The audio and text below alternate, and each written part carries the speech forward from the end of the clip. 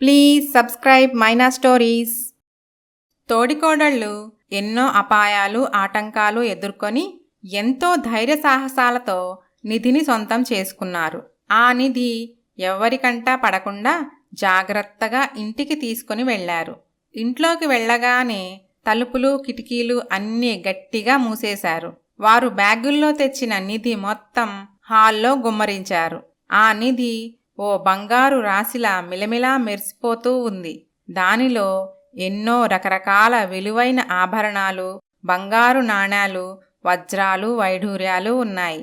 ఆ నిధిని చూస్తూ కుటుంబ సభ్యులంతా పట్టలేని ఆనందంతో మైమరిచిపోయారు. ఇప్పుడు అందరం కలిసి ఓ పని చేద్దాం.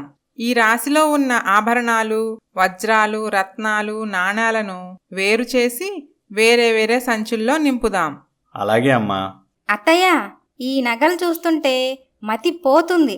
ఒకదాన్ని మించి ఇంకొకటి ఎంత అందంగా ఉన్నాయో. ఇలాంటి నగలు ప్రపంచం మొత్తం తిరిగినా ఎక్కడా దొరకవత్తయ్యా. ఒక్కసారి పెట్టుకొని చూద్దామత్తయ్యా.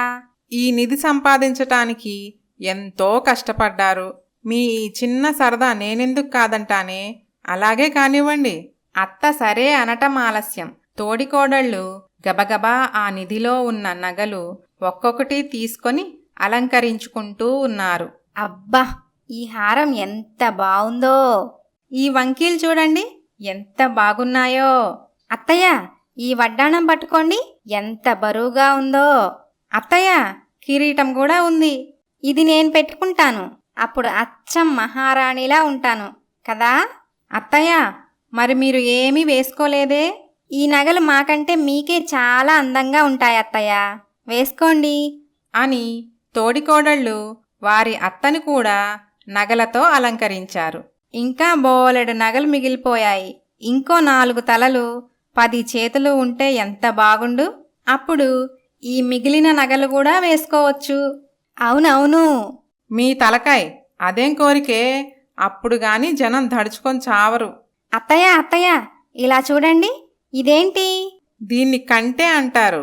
పురాతన కాలం నాటి నగ.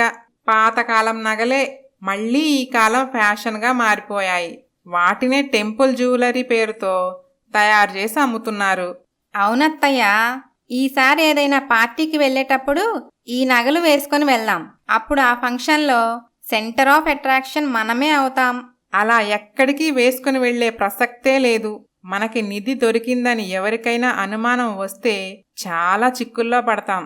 మన కష్టమంతా బూడిదలో పోసిన పన్నీర్ అవుతుంది. నిధి మొత్తం గవర్నమెంట్ ఖాతాలోకి వెళ్ళిపోతుంది. మనకి ఒక్క నాణెం కూడా మిగలదు.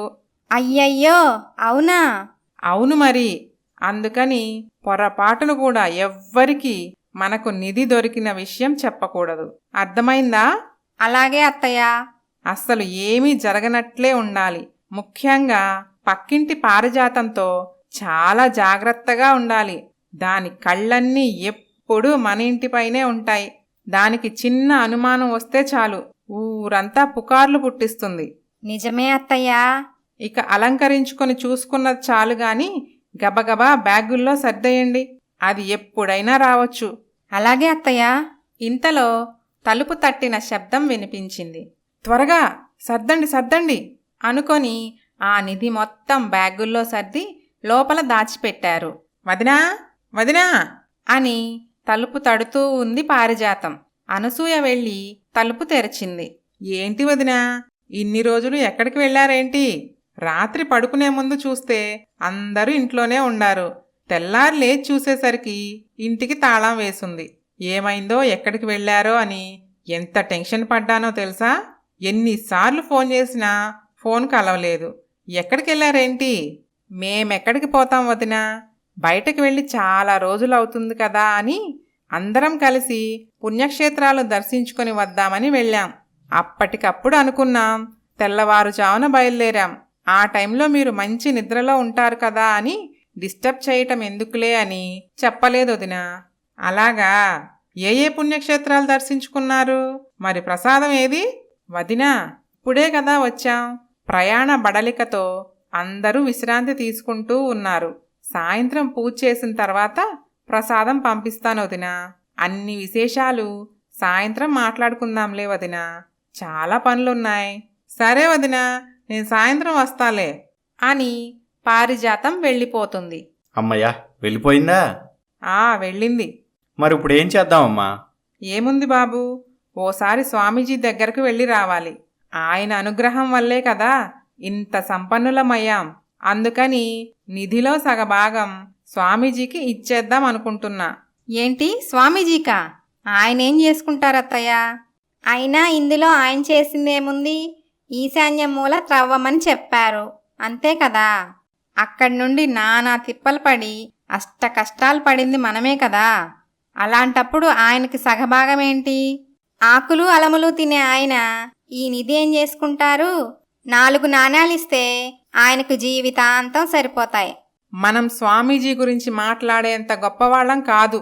ఆయన దయలేందే మనం ఈ నిధి సాధించేవాళ్ళం కాదు. అందువల్ల సగభాగం స్వామీజీకి ఇవ్వవలసిందే నేను నిర్ణయించుకున్నాను. ఇక ఎవ్వరు చెప్పినా నేను విన్నో. అలాగే చేద్దాంలే అనసూయ, నువ్వు టెన్షన్ పడకు. చూడండమ్మా, మనకు సగం నిధే దొరికిందనుకోండి, అప్పుడు మీకు కూడా ఏ టెన్షను ఉండదు. మనం అందరం ఏ అపాయం జరగకుండా ఇంటికి సురక్షితంగా వచ్చాం కదా. అదే కొండంత నిధితో సమానం. అదీ నిజమేలే మామయ్య. అత్తయ్య ఇష్ట ప్రకారమే చేద్దాం. రేపే స్వామీజీ దగ్గరకు వెళ్ళి వద్దాం అనుకొని ఎవరి గదుల్లోకి వారు వెళ్ళిపోయారు. నిధి సంపాదించిన ఆనందంలో ఎవ్వరికీ నిద్ర పట్టలేదు. బోలెడంత సంపద, దాన్ని ఎలా వినియోగించుకోవాలా అని ఎవరికి వారు భవిష్యత్ ప్రణాళికలు రచించుకుంటూ ఉన్నారు. ఏమండి, మనం రాజధాని నగరం వెళ్ళిపోదాం. అక్కడ అన్ని హంగు ఆర్భాటాలతో ఉన్న ప్యాలెస్ లాంటి ఒక ఇల్లు, ఖరీదైన కార్లు కొనుక్కుందామండి. కట్టిన చీర కట్టకుండా, పెట్టిన నగ పెట్టకుండా, ఆహా, మహారాణి వైభోగం అంటే నాదే కదండి. ఏమండి, మనం ఫారెన్లో సెటిల్ అవుదామండి. అక్కడ నిమిషానికి ఫ్యాషన్ మారిపోతూ ఉంటుంది. అక్కడైతే నాకు నచ్చినట్లు మోడ్రన్గా ఉండొచ్చు. అస్సలు ఆ ఫ్రీడమ్, ఆ ఎంజాయ్మెంటే వేరు. అక్కడ ఓ హెలీప్యాడ్ ఉన్న ఇల్లు తీసుకుందామండి. సొంత హెలికాప్టర్లో ఎక్కడికైనా త్వరగా వెళ్ళొచ్చు, రావచ్చు. ఏమంటారు? ఏమండి, బంగారు నాణేలు కరిగించి వాటిని ధనరూపంలోకి మార్చుకోవాలి. అప్పుడే మనకి కావలసిన విధంగా వాడుకోవచ్చు. మన దగ్గర ఉన్న సంపదను పేద ప్రజలకు దాన ధర్మాలు చేసి పుణ్యం సంపాదించుకుందాం. మనం పోయేటప్పుడు ఒక్క నాణ్యమైనా మనతో తీసుకుని వెళ్ళగలమా?